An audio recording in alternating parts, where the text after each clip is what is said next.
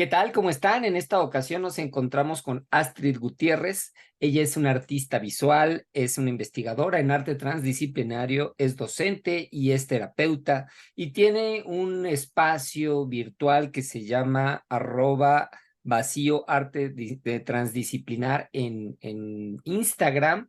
Y vamos a hablar un poco de esta experiencia un tanto terapéutica, pero no entendamos lo terapéutico aquí como algo estrictamente de terapia clínica, sino una experiencia más bien vital del arte que puede generar muchísima riqueza y muchísimas posibilidades a la gente, como van a observar a lo largo de esta entrevista con Astrid.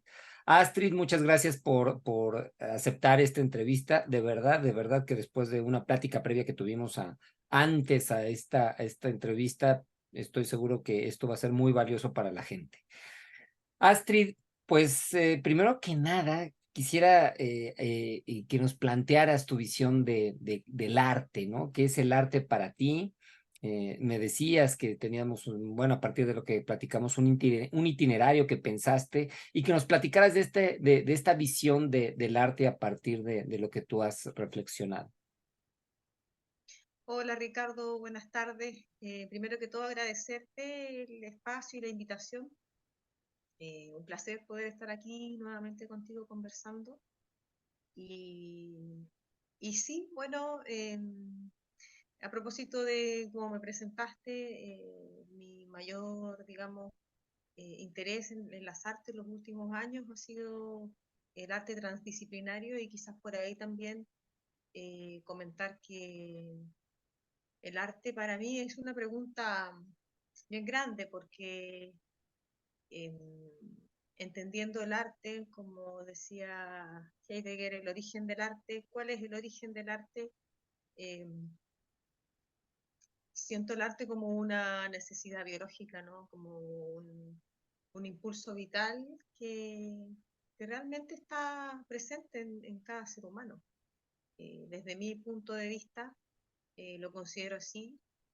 Y claro, luego suceden distintos hitos en nuestro crecimiento, en nuestra formación, de nuestro carácter, de nuestra persona, que nos va alejando de forma eh,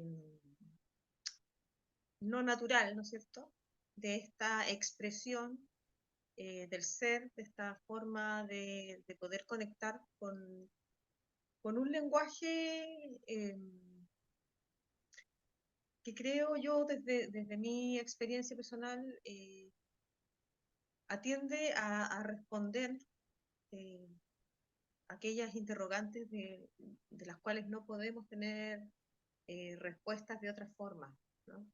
Desde un pensamiento más lógico o racional. Entonces creo que esa dosis de irracionalidad que permite el arte, eh, mira qué loco, porque es muy interesante, es una forma también de conocimiento, ¿no? De acceder a otro conocimiento. Eso yo considero que es el arte, al menos para mí, lo que ha sido mi experiencia de vida como artista primero, también como terapeuta, eh, como docente, ¿sí? En este proceso de acompañar a otros a través de la experiencia del fenómeno artístico, del proceso creativo. ¿Qué has encontrado en esta forma de conocimiento? Porque ciertamente nosotros podemos asociar con formas de conocimiento muy tradicionales a la ciencia, a la filosofía, y ciertamente el arte tiene una autonomía propia. ¿Qué podrías decirnos de esta forma de conocimiento que encuentras en el arte? Yo te podría decir que es una forma de conocimiento de atender, diría yo, a, a un encuentro atemporal. Para mí, el arte permite cierta suspensión, cierto paréntesis en un relato, ¿no es cierto? En un cotidiano, en un devenir, que de alguna forma se ve atravesado cada vez que emerge la experiencia artística como una potencia. Yo entiendo el arte como una potencia en ese conocimiento existencial, ¿no? Claro, podríamos decir que para ti sería sobre todo introspectivo el arte, un conocimiento introspectivo. Sí, sin embargo, la introspección eh, atiende a un estado particular del ser humano, ¿no es cierto? Y el arte también, quisiera eh, poner acento en esto porque existe mucho esa mirada del arte terapia, del arte para sanar, del arte como lo bueno del arte, ¿no? Eh, y siendo bien honestos, el arte también te puede llevar a un lugar de mucha oscuridad. Y, y volvemos a esa comprensión dualista de nuestra existencia, ¿no? Lo bueno, lo malo, lo lindo, lo feo. Y el arte te invita a ver belleza en quizás en algo o en una situación o en una cosa que quizás no es bella. ¿No? ¿Qué es lo que es bello? Entonces la belleza que, que, que permite el arte encontrar es una belleza que va más allá de este paradigma dualista. ¿Sí? Esto lo estoy diciendo muy desde mi perspectiva y mi visión, ¿no? Porque si bien tengo una formación académica, también a través de esta mirada transdisciplinaria, que es transgredir, trascender, pero a través de una transgresión de ciertos límites de conocimiento, eh, me ha hecho conectar como con esta forma de entender la experiencia artística, ¿sí? Y de llevarla también no diría yo, a una cosa utilitaria, ¿sí? Que eso es lo otro también que a veces me pasa cuando escucho mucho estas políticas de, de articular o de entreverar el arte con otras disciplinas, eh, por ejemplo, arte y ciencia, etcétera, que van entendiendo un arte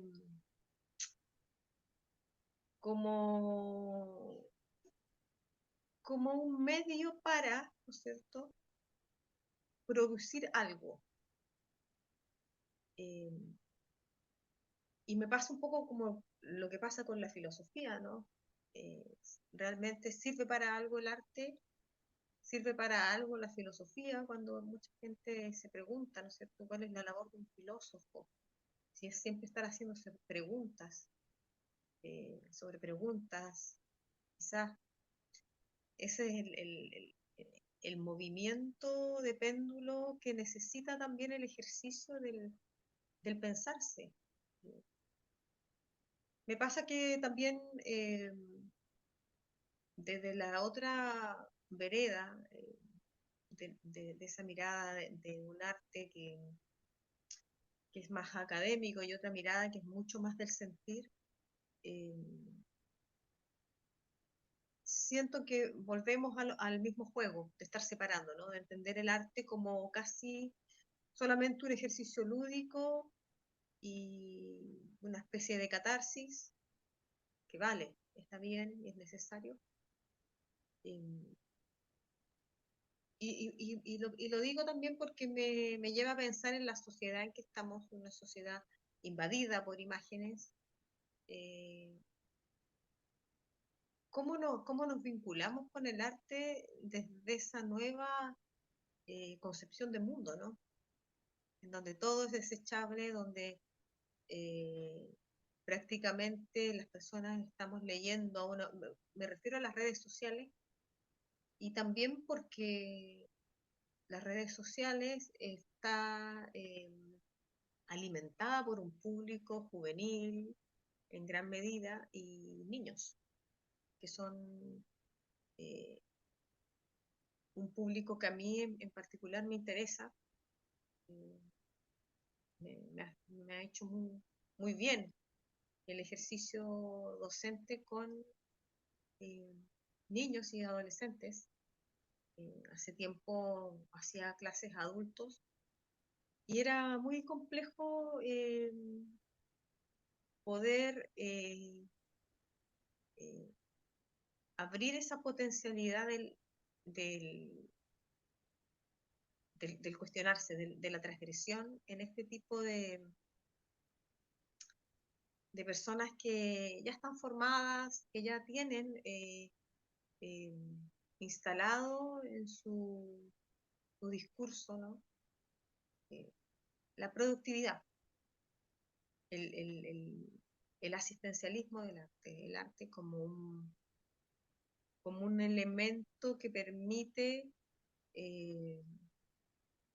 adecuar, ¿no es cierto?, ciertas cosas que se rebalsan, por ejemplo, estoy pensando en la salud mental, ¿no? Cuando, bueno, yo he estudiado distintas cosas vinculadas al arte y la salud mental, vinculada al arte y la percepción, la conciencia, y, y en cada una me hago siempre la pregunta, por ejemplo, ahora llevo un proceso de investigación personal con un señor mayor que tiene Alzheimer, ya llevamos harto tiempo juntos, y muchas veces me pregunto eso, ¿no? Mi idea es que él vuelva a insertarse socialmente, que él vuelva a recobrar la memoria, o en el caso de un niño con capacidades mentales, eh, insertarlo laboralmente. Y, y me quedo en ese también momento reflexivo de entender que el arte es un lugar de no control,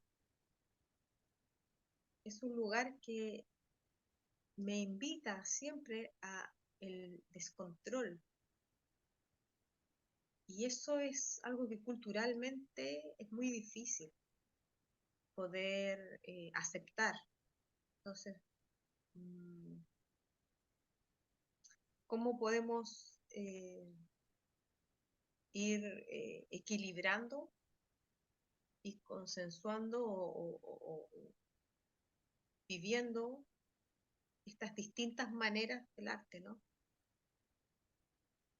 Y así es, fíjate que además ahorita pareciera que invocaste, estaba entrando mi mamá a la entrevista y ella tiene Alzheimer y Ah, estamos hablando de este asunto. Y sí, yo creo que el arte ojalá fuera tan, tan milagroso como para poder revertir una enfermedad así. No lo es, pero creo que también es útil, ¿no? Para grupos de enfermos, de gente marginal, y es de lo que creo que en parte eh, resulta interesante de tu labor. Fíjate que también mencionas, por otro lado, bueno, que dijiste, ¿no? Que el arte es descontrol, que el arte no, es un espacio de no control. Y recuerdo que me habías mencionado que en la academia te topaste con muchos problemas, ¿no? Porque la academia es controlada, la academia puede ser incluso de paradigmas. ¿Qué nos puedes decir al público sobre esta experiencia del arte académico y cómo tú te enfrentas con ella? bueno, siento que, pero desde mi experiencia personal, el encontrarme con la academia más dura eh, me generó un montón de inseguridades. ¿Mm? De, punto uno.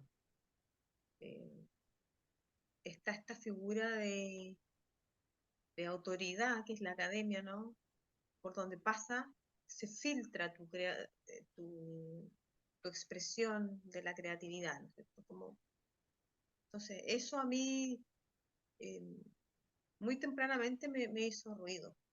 Eh, es de reconocer que no soy una persona muy obediente.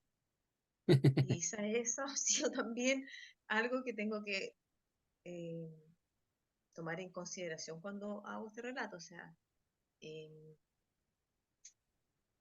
ser curiosa, eh, y también querer ir siempre más allá de lo que está dado. Es algo que de niña eh, se me dio, quizás también un poco producto de esta creatividad de poder crearme instancias de querer ir más allá. Pienso en los juegos. Mm, en los juegos de niña, cómo se me ocurrían cosas, y como a todos los niños siempre están inventando cosas, incluso ahora que he vuelto a reconciliarme con la educación con niños más pequeños, eh, y estoy en el ejercicio de ello, como también en otras cosas, pero tengo algunos días a la semana en donde puedo interactuar con los niños y ver eh, que siempre hay un impulso de querer transformar la indicación inicial y salirse de ese margen. Entonces, eh, una educación convencional le va a pasar a un niño un papel con una manzana dibujada y le va a decir que la pinte verde o roja, o que si la pinta azul, no puede pintarla azul. No existen manzanas azules. Entonces el niño ahí ya empieza a dudar y no se puede salir de la línea porque si se sale ya lo hizo mal. Ahí ya empiezan las inseguridades. Entonces, la academia artística, la facultad de arte, es un espacio en donde tienes que decidir.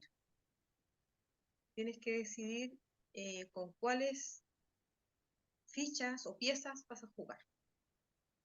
Y lo cierto es que, como te digo, en mi experiencia personal, yo no venía de una familia sencilla, ¿cierto? Donde eso también tiene un sesgo, ¿no? El arte siempre ha sido un lugar, eh, digámoslo, un lugar de élite.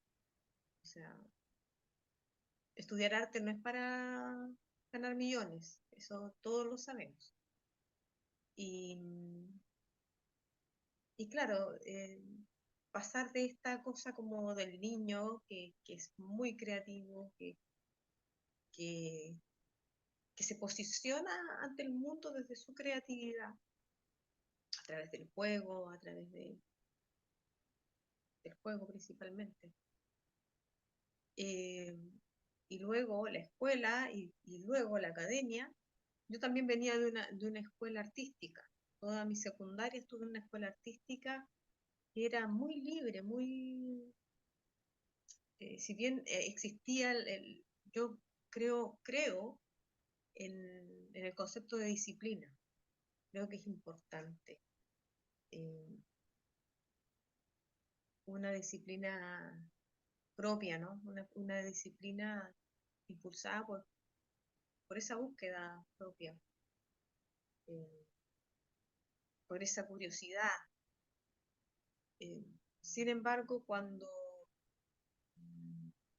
esa curiosidad se ve mermada por un sinnúmero de elementos que tienen que ver con quizás saber ya de entrada que tú al salir de la universidad o te dedicas a ser un artista muy famoso y exponer y participar de fondos concursables para poder tener, si no tienes una familia que te apoye, tener los recursos, ¿no es cierto?, para poder exponer, eh, y es un, una laguna muy pequeña donde hay muchos peces que tienen que comer, entonces eh, tienes que desarrollar las mismas estrategias quizás que tendría que desarrollar otra persona eh, más vinculada a un área disciplinar que quizás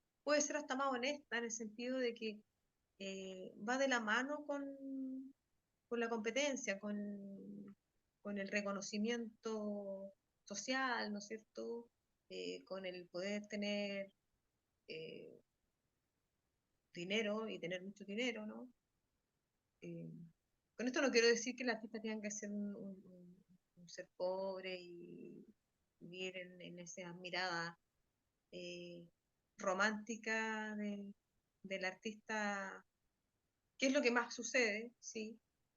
Mm, pero sí siento que todos estos elementos que se conjugan en cuando uno está estudiando arte, te llevan a un abismo en donde tú tienes que tomar una decisión en algún minuto.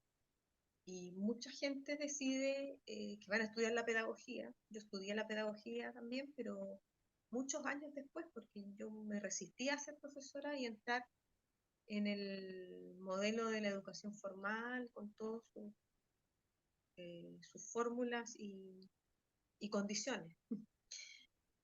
Eh, pero sí me acuerdo que mis compañeros de universidad, de facultad, muchos decían, no, yo tengo que estudiar la pedagogía porque me voy a morir de hambre si realmente me dedico a las artes.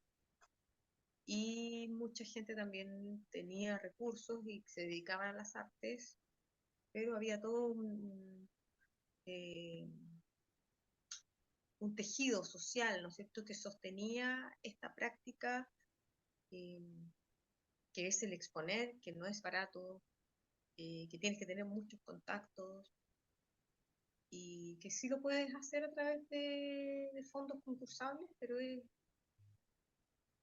entrar en esto, ¿no? Entrar en una competencia que finalmente siento que es una competencia consigo mismo, con uno mismo, ¿no? Con, esa, con llevarte de nuevo a mirarte en ese momento en que uno decide eh, qué pasa después que salgo de la facultad, qué pasa después que estudio las artes. A mí me pasó que, que me quise alejar del arte en términos de entrar en esa competencia por exponer, pues lo encontraba desgastante y porque también sentía que quizás no era mi momento estaba más relacionado a poder estar tras bambalinas, observando este gran universo de las artes y, y el medio de las artes, el medio artístico local, que a mí por lo menos me tocó en los años, eh, en los años 2000, por ahí. Bueno, y como te iba comentando, en los años 2000 yo me pongo a trabajar en montajes de galerías de arte. Eso es trabajar con un equipo a cargo de las instalaciones de otros artistas. Instalaciones de artes, montajes de pintura. Es como ser el obrero del artista, los que están tras bambalinas. Y, y desde ese lugar me fui distanciando cada vez más de esta figura de ser un artista productor de exposiciones, un productor de obra. ¿Mm? Y me, me fui acercando mucho más a esto que tenía que ver con una cosa más bien técnica, ¿no es cierto? Y en el año, fue creo que en el 2014, en que yo, bueno, después me dedico a trabajar en el mundo artístico, pero más relacionado en el tema del diseño, y tampoco encontré mucho eh, un lugar muy cálido para mí en ese ambiente, porque en el mundo del diseño aún más el tema de poder rendir, ¿no es cierto?, con un producto y poder estar al servicio de una cosa más práctica. Entonces, es justamente en este momento en que yo estoy en una crisis, ¿sí? Una crisis eh, existencial a propósito de esto de haber sido, haber estudiado arte y estudiar arte, pero en el fondo no estar haciendo arte. eh, y llego a un trabajo, me invitan a participar de un proyecto para trabajar con jóvenes privados de libertad. Chicos que estaban por delitos menores y otros no tanto, y que estaban ahí en esta que es un centro de reclusión para menores infractores de ley. Y es ahí cuando yo empiezo a volver a encantarme con la potencialidad del arte, con lo que permitía el proceso creativo. Y después de eso empiezo a buscar herramientas, como uno suele decir, equivocadamente, según mi mirada de ver. No somos máquinas, pero eh, se entiende.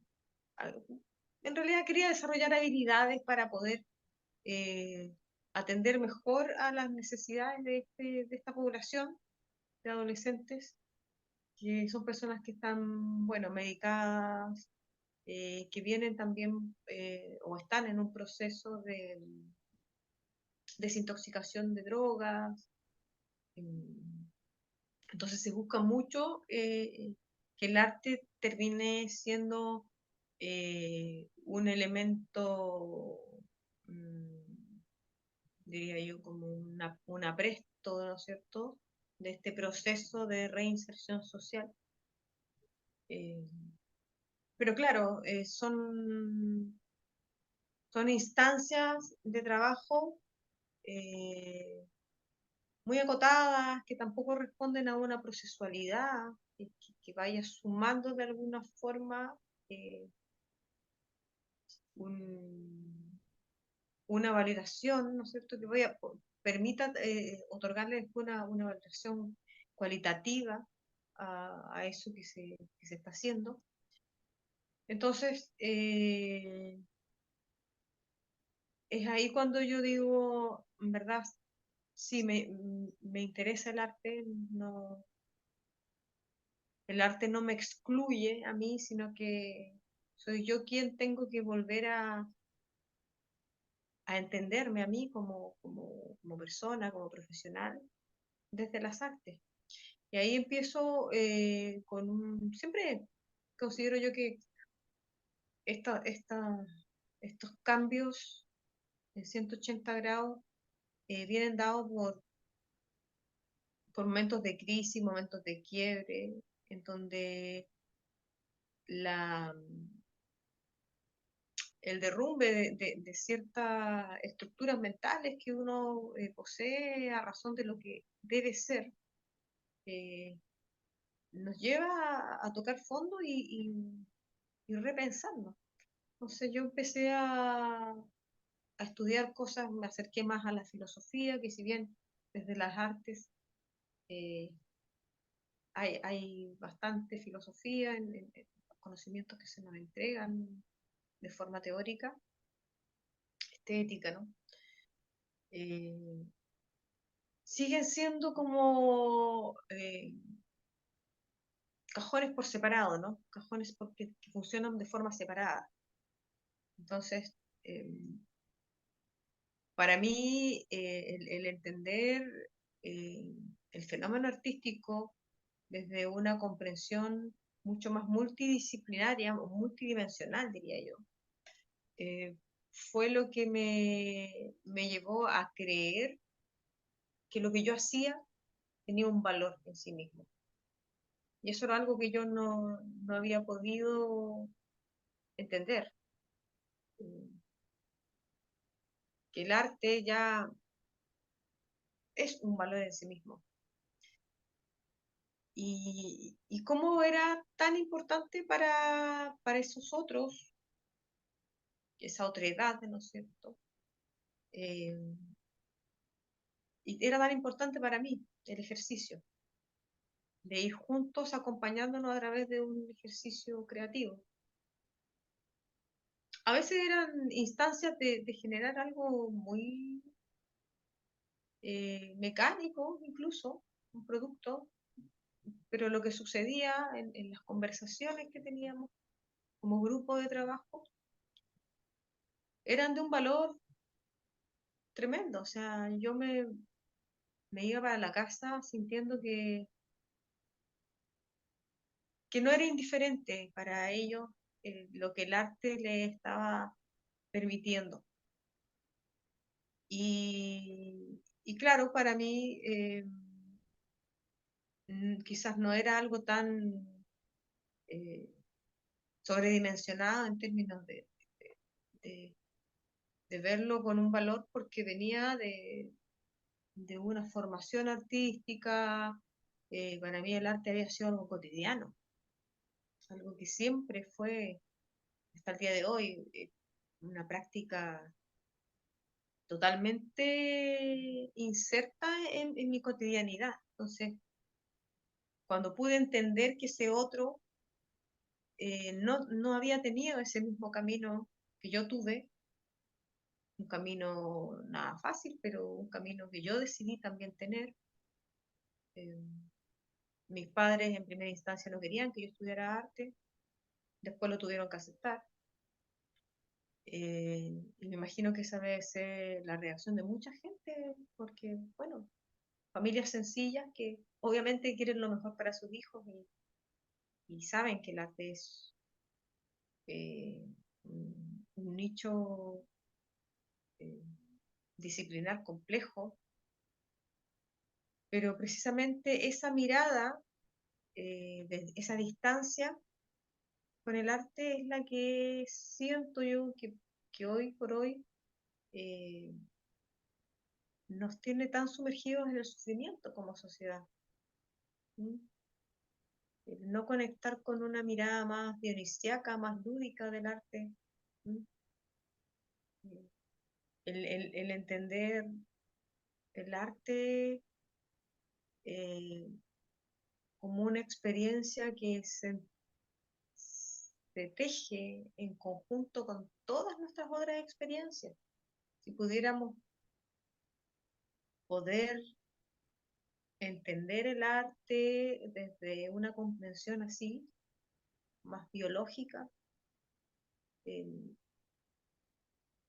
probablemente tendríamos una sociedad más sana mentalmente, con menos necesidades, eh, con menos necesidades suntuarias, a eso me refiero. Eh, al menos el arte, yo siempre digo, me salvó la vida, porque desde niña tenía un carácter muy tímido, casi no hablaba, yo quizás hoy sería catalogada como una niña autista, no lo sé, tampoco me voy a poner en un diagnóstico médico erróneo, pero si era una niña que se expresaba en un 80% a través de las artes. Si no hubiese tenido eso, realmente mi vida hubiese sido muy distinta. Y, y hoy siento que hay un gran distanciamiento con la capacidad de crear, de, de enfrentarnos a eso que te decía hace rato, que es el arte, cuando te llega, por eso mi espacio se llama Vacío Arte Transdisciplinar. Bueno, entre las tantas cosas que he estudiado, también me acerqué mucho al ámbito de la física cuántica, eh, a propósito de la percepción, y entender cómo eh, el observador es parte del observado y en la medida en que yo estoy haciendo arte, estoy generando, metamorfoseando, ¿no es cierto? una emoción, una materia, nuestra propia materia está ahí, ¿no? En ejercicio, está sucediendo una neuroplasticidad, si le queremos buscar ya el argumento más científico, pero están sucediendo cosas cuando creamos. Ahora, que esas cosas no las podamos cuantificar o medir o conducir, eh, no le quita el valor en sí mismo que tiene el arte. Y como cerrando un poco con lo de hace rato que te mencionaba, de cómo una sociedad que está hecha para la productividad, que también es una producción de un deseo, como diría de luz, de la producción de ese deseo también es una producción que viene dada, ¿no? Que es un deseo creado por otros. Eh, ¿Cuánto de ese deseo realmente es mío? Y siento que el arte nos invita a hacernos esas preguntas, esos cuestionamientos, esas reflexiones. Eh, el arte siento que es alteridad, finalmente. Alteridad y resiliencia.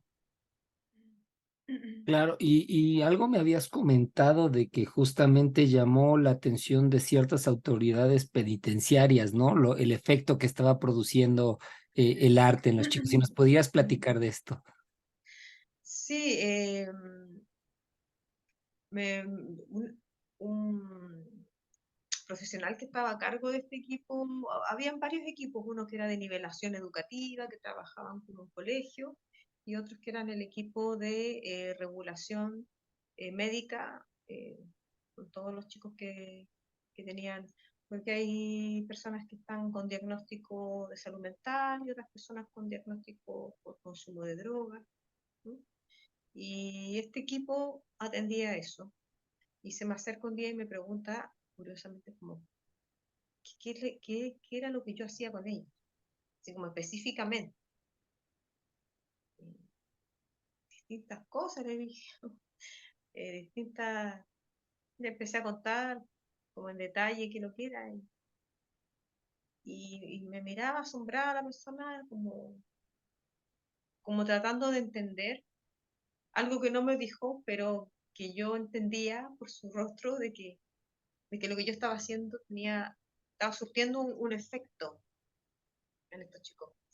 Eh, Trabajamos con telas, cosiendo, entonces también era como invitarlos de una forma muy sutil a esos cambios de roles, ¿no? A volver a conectar con lo sutil, con lo delicado, que es coser, dar una puntada, también eh, el relato es una puntada, ¿no? Como cada puntada era un relato también. Y hacíamos joyería textil con cosas recicladas, con telas viejas. También había un tema de conciencia con esto del consumo, ¿no? De cómo eh, toda materia es transformable y cómo todo está en constante transformación. Y, y bueno, luego con los años empecé a estudiar la psicoterapia Gestalt y también ya ahí ya mucho más habilidades para poder trabajar ya procesos que van dirigidos a poder eh, ofrecer un espacio para esta no fórmula, para este abismo necesario. También comentabas la vez pasada que habías trabajado con otro tipo de grupos marginales como estudiantes de una situación social complicada. Si nos pudieras platicar de esta experiencia. Ah, sí, eso fue una de mis primeras experiencias y fue muy lindo porque eran estudiantes de secundaria, chicos que venían de contextos socioeconómicos complejos, familias, bueno, disfuncionales, y todo lo que con ello conlleva. A veces llegaban sin haber comido nada el día anterior, o drogados. eh. Entonces eran estudiantes que cualquier profesor hubiese salido arrancando. Y de hecho yo estuve a punto los primeros días, porque te ponen a prueba, te ponen a prueba y tratan eh, de sostener ese no encajar, eh, que es unas ganas tremendas por querer ser parte, finalmente. Eh, y en esos tiempos era más fácil trasladar estudiantes fuera del establecimiento, porque hay que hacer todo un tema como legal, un tema de seguro, es delicado. Igual estos estudiantes, seamos honestos, tampoco los papás querían que estuvieran en la casa ni los profesores en la sala. Entonces, como que era bastante fácil sacarlos. Y me acuerdo que en ese momento diseñé, porque bueno, siempre yo diseño mis procesos, mis talleres o lo que sea, yo siempre parten de un diseño propio que articula esto de la física cuántica, la filosofía, un poquito eh, de la misma psicoterapia, y todo se, se pone a disposición, diría yo, en estas experiencias artísticas en donde me gusta eh, que las personas entiendan que pueden más, que pueden acercarse al arte, que el arte no es exclusividad de los artistas, no es exclusividad de quienes tienen talento, que es otra cosa también que, que merma mucho en ese acercamiento hacia la experiencia artística. Eh, y lo que hice en ese minuto se llamaba Rutas Patrimoniales, y tenía que ver con hacer una nivelación de sus conocimientos de historia de Chile, ¿no? De historia local, eh, con las artes. Entonces, la historia del mundo es la historia del arte. Entonces, era la excusa perfecta para eh, poder enseñar historia desde un lugar más lúdico y también desde una deriva, desde una caminata eh, que tenía ciertas inicio y llegada, pero siempre se terminaba eh, saliendo de la ruta y derivando por otros lugares. Entonces, algunas de las visitas que hicimos fue a barrios patrimoniales, donde habían algunas construcciones de Emiliano Kulczewski, arquitectos que son eh, tremendos artistas que aún perseveran con sus obras en algunas partes de la ciudad de Santiago, la capital de Chile, y que están ahí eh, a vista de todo el mundo, pero que muy poca gente sabe la historia, el estilo, o que muy pocas personas nos detenemos a observar, ¿no es cierto?, a contemplar, a tener ese acercamiento estético con lo que es un edificio, que es parte de nuestro habitar, de nuestra experiencia visual de bienestar. Entonces, cuando empezamos a trabajar eso, fue muy interesante porque los chicos, muchos de ellos no habían salido nunca de su lugar marginal. Ya me parecía insólito, que ya eran grandes, pero era más fuerte el prejuicio que tenían hacia sí mismos, hacia esta institución del arte, por ejemplo, ir a un museo. Era algo que en un principio les generó mucho susto.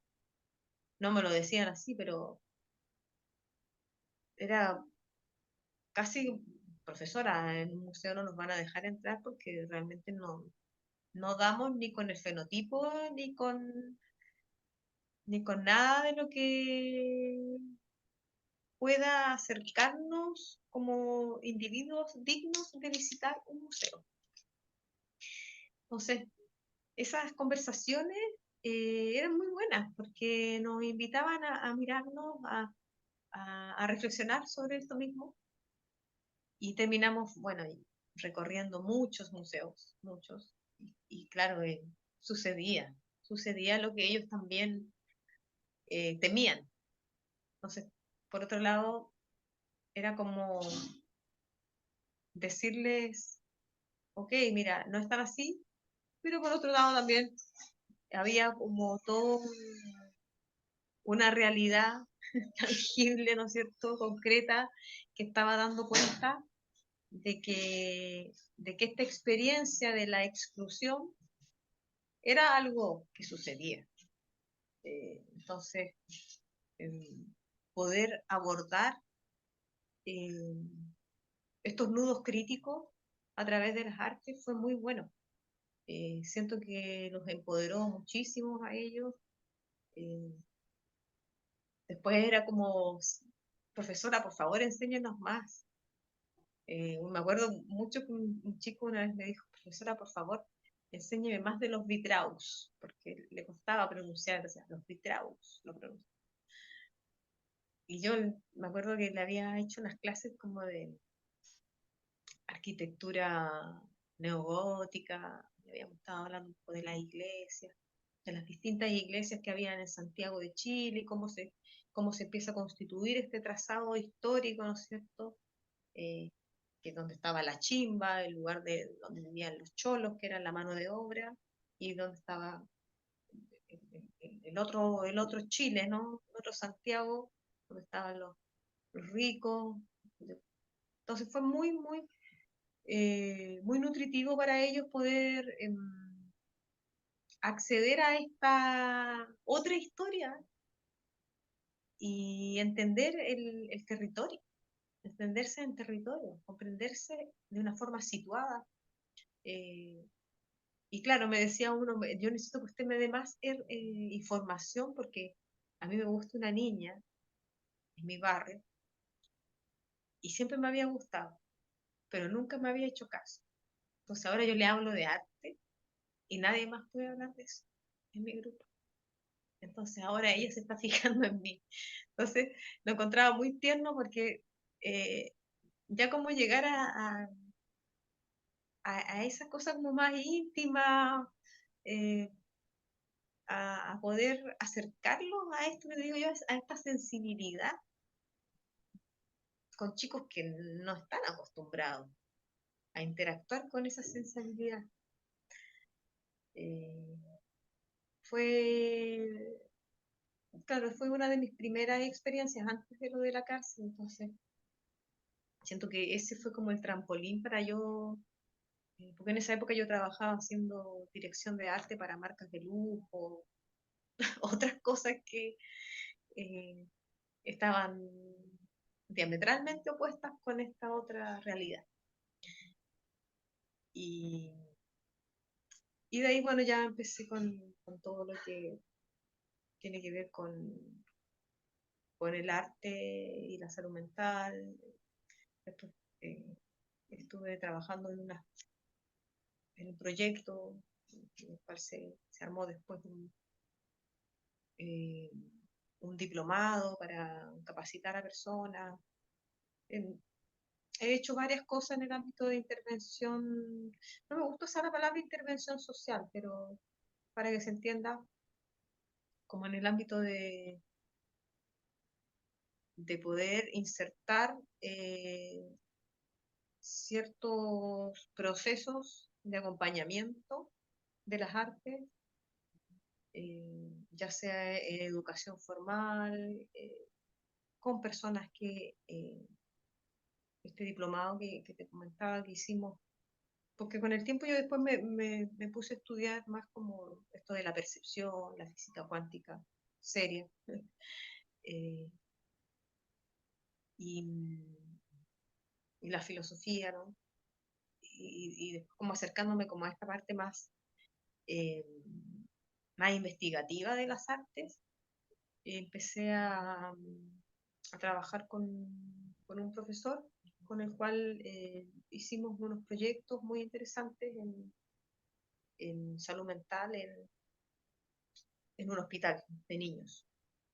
Y ahí se capacitaron también profesionales que venían del área de la salud, psicólogos, terapeutas ocupacionales, que eran personas que querían integrar en sus estrategias o herramientas o habilidades eh, eh, esta potencialidad del arte, pero por otro lado también venían de muy poco acervo cultural, ¿no? O sea, no lo digo de forma peyorativa, lo digo porque es una realidad, o sea, hay disciplinas, carreras de estudio, no sé, más ligadas al ámbito científico, que son muy demandantes y que también hacen que este profesional se distancie mucho del ejercicio creativo y, y claro, no es lo mismo, por ejemplo, para alguien que quiere ser artista, que su padre sea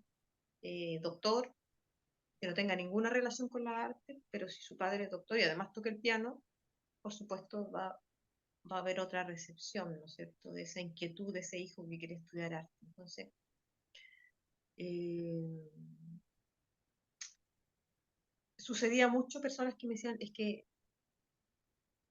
es alucinante. Y claro, era como increíble ver cómo ese asombro era tan tardío, ese asombro por las artes era tan tardío en las personas que incluso estaban atendiendo a otras personas con necesidades de salud mental. Y, y bueno, fue ahí que empecé a ya dedicarme mucho más al ámbito investigativo de las artes y su forma de interacción en distintas instancias educativas o directamente de salud mental o no, digamos. No, como vuelvo a lo de hace rato, o sea, no siempre buscando como una mirada asistencial, ¿no? Pero sí, creo que la cercanía también con el tema de la salud mental viene dada por mi experiencia que te comentaba hace rato infantil, de ser una niña muy solitaria, que se crió con muchos adultos, entonces tenía estas formas de existir, de estar en el mundo a través de siempre estar dibujando, creando cosas, eh, pero también la vida me ha hecho conectar con personas eh, neurodivergentes, como se dice ahora. Eh, Mis hermanos, tengo dos hermanos que tienen necesidades especiales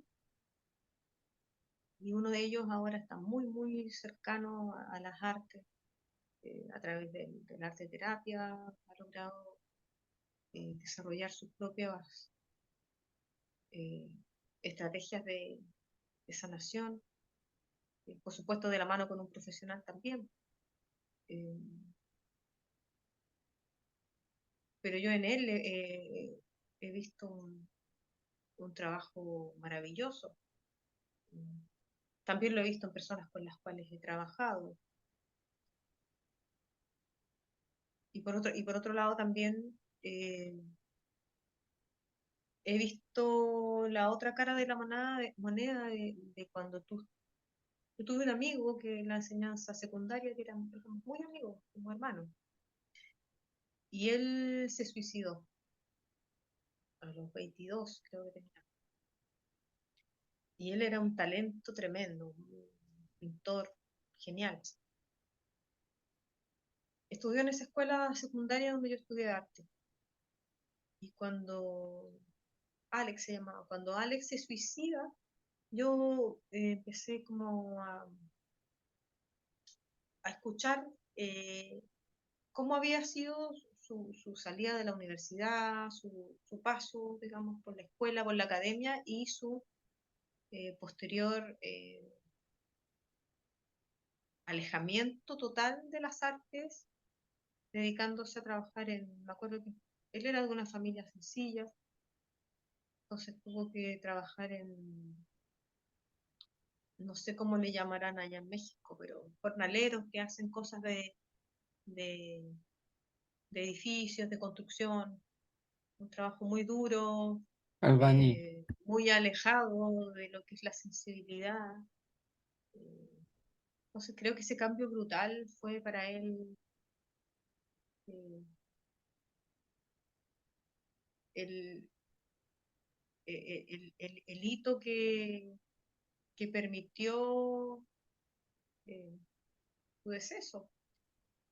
No, tal vez no, tal vez hubieron muchos más factores, claro. eh,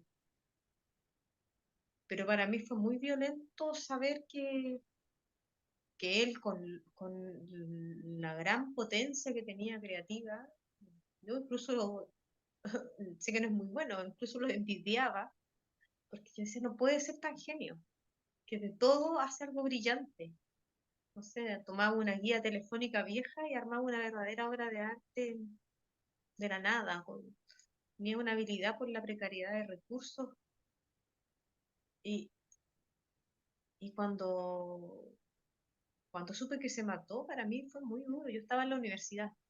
Creo que eso también, ese hito fue importante para mí y muy marcador.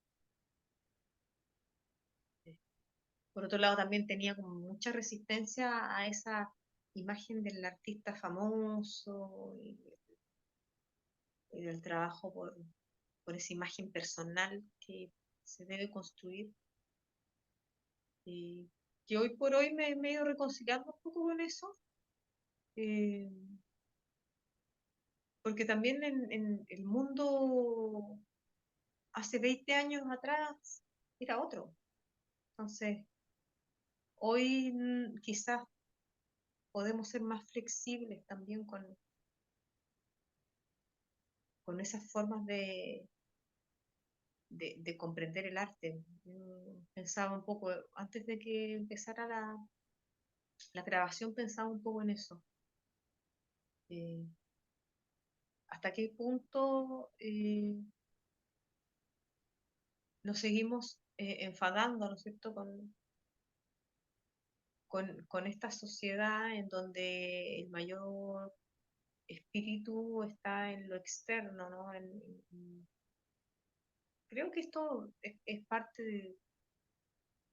de- de- del deceso también, de esa forma de construir la experiencia desde el imaginario. Mm, A mí me pasa que siento que el arte hoy tiene un desafío tremendo en relación con las tecnologías. Eh, por ejemplo, con los niños me sucede que de pronto les digo, creen tal cosa, o doy una indicación, imaginen que, y no pueden imaginar si no logran acceder al referente que está en el celular, que es eh, la figurita que aparece en el videojuego. ¿Te fijas? Entonces, eh, ¿qué tanto podemos ir en contra de eso? Me pregunto. Si estos son ya otro tipo de personas. Eh, los niños de hoy no son los niños que éramos nosotros, que fuimos nosotros. Entonces, es importante detenerse en esa mirada más cenital del asunto. Sí. Pero a ver, va de nuevo la pregunta. Y también hablaste justo en vinculación con esto que dijiste de personas neurodivergentes, que has trabajado con gente con Alzheimer. ¿Cómo es tu experiencia de lo que brinda el arte a la gente con este tipo de padecimientos? Sí, a mí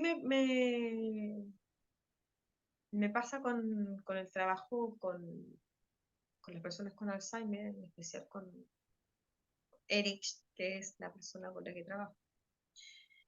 Eh, que es un espacio, un momento lúdico que, que genera cierta paz, siento yo, en esa angustia permanente que hay en el paciente con Alzheimer, de no entender y sí entender. Con el caso de Eric, que llevamos ya 3 años ya trabajando juntos, eh, él tiene un diagnóstico de Alzheimer y además con el tiempo le surgió Parkinson, ¿no? Eh, que también viene a deteriorar un poco más su estado de salud. Ha sido bien especial el trabajo con Eric porque en un principio cuando me lo proponen, porque fue una propuesta de un amigo, que si yo podía hacerle clases de pintura a su papá. Él estaba empezando esto del Alzheimer y que le parecía que podía ser eh, bueno que él tuviera una dinámica artística.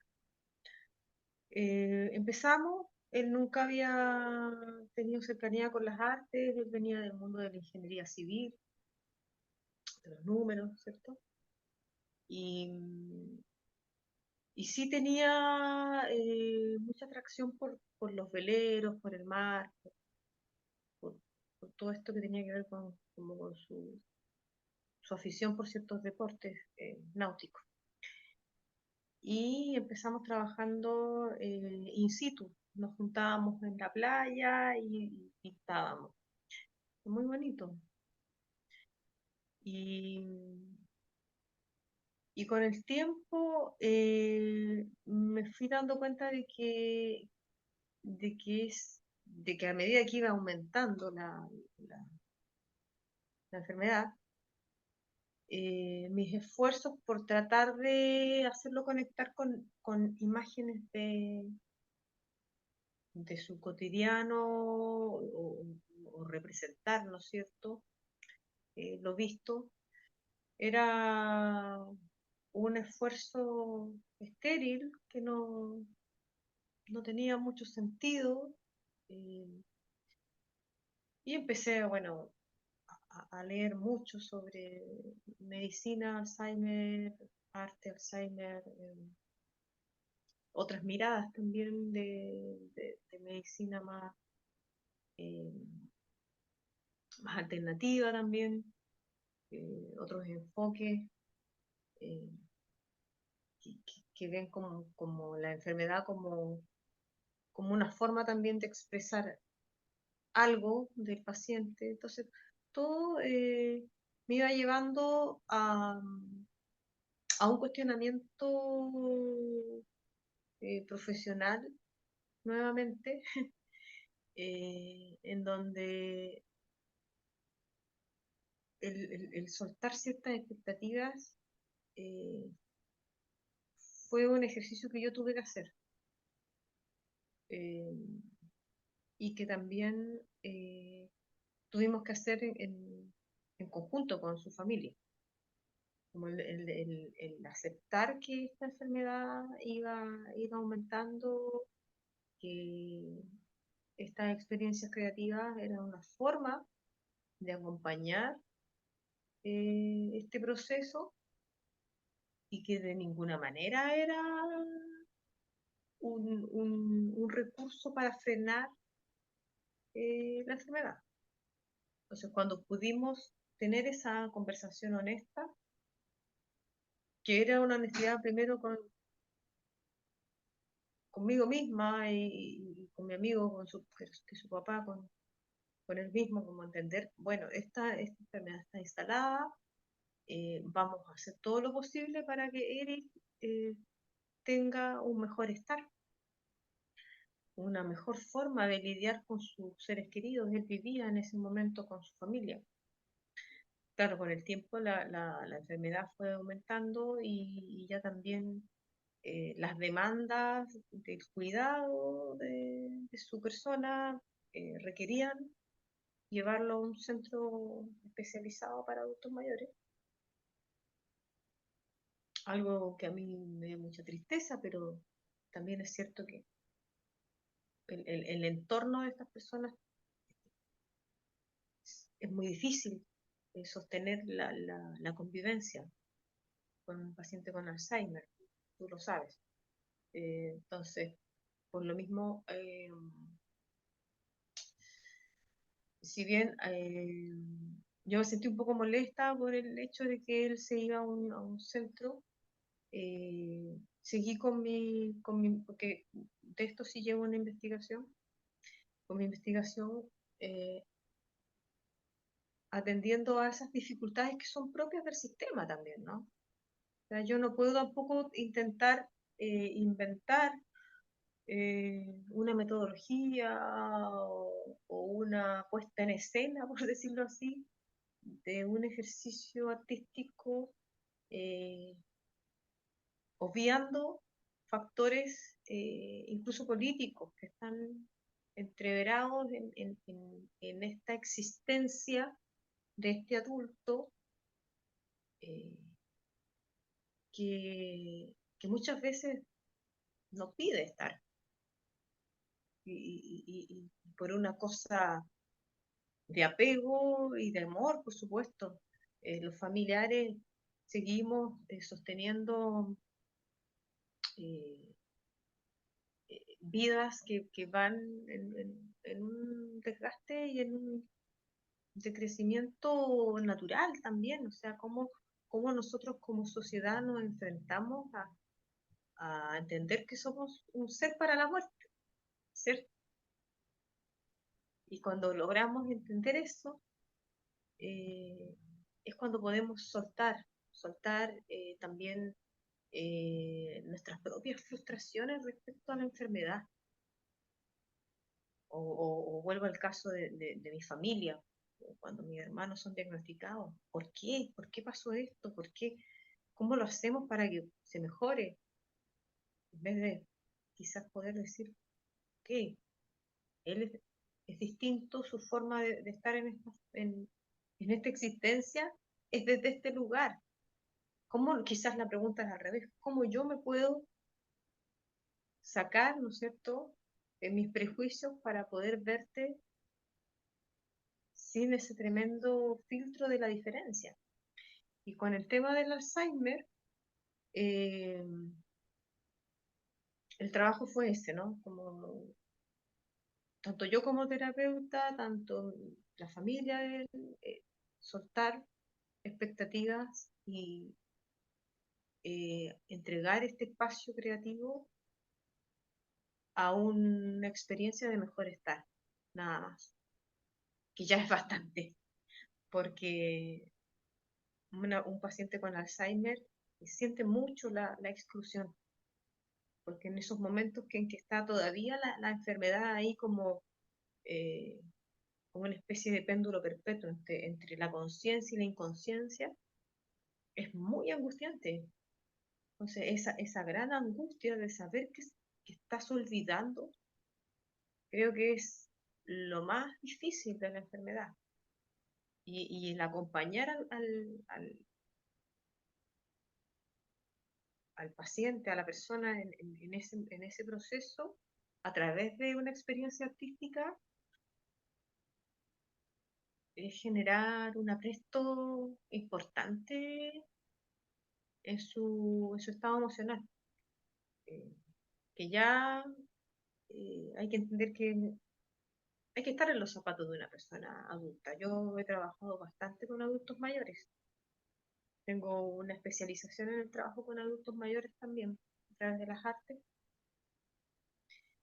Y fue a propósito de esas experiencias que yo pude conectar mucho más con esta idea de la finitud, que uno, claro, a través de muchos autores la puede amasar y reflexionar y intelectualizar. Pero otra cosa es vivirla y enfrentar la vida con todos esos hitos que te invitan a la muerte en todo momento.